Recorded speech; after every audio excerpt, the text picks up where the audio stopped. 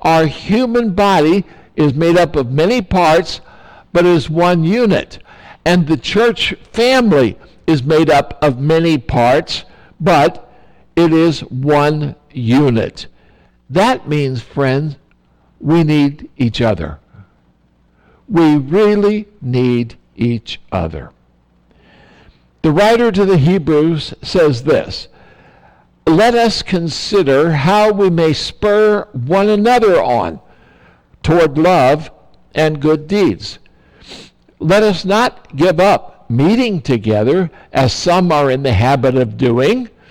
Those of you who are on Zoom, did you hear that?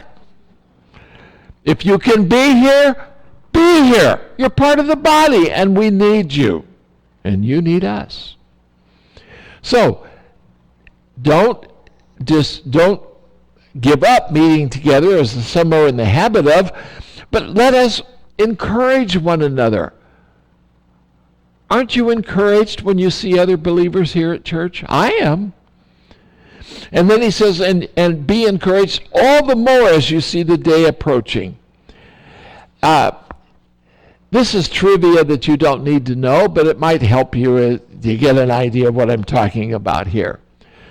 Did you know that a cubic yard of concrete is 3 feet by 3 feet by 3 feet? That's 27 cubic feet. Now, I used to work building tilt-up buildings, concrete buildings. It was not unusual in one day for us to pour 2,000 yards of concrete. That is 54,000 cubic feet. Believe me, it took a lot of people working together to do that. There were the drivers of the trucks, there were the laborers, there was the man on the chute who directed, or on the pump, if it was a pump. So there was the chute man, or the man on the pump.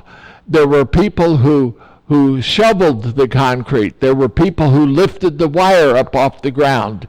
There were people who screeded the concrete. That is the first leveling of it. You had to tamp that. You had to bull float it. You had to edge it. All kinds of things went into it. So it took a lot of people to pour that concrete. And let me say this about the church. It takes a lot of people to run a church. Did you know that in the average church, this is the statistics that are out there, I think it's Barna, that 90% of the church work is done by 10% of the people. That's the typical stat. 90% of the work by 10% of the people. You know, it reminds me of a football game where there's a few people out on the field in desperate need of rest, and thousands of people in the audience desperately in need of exercise.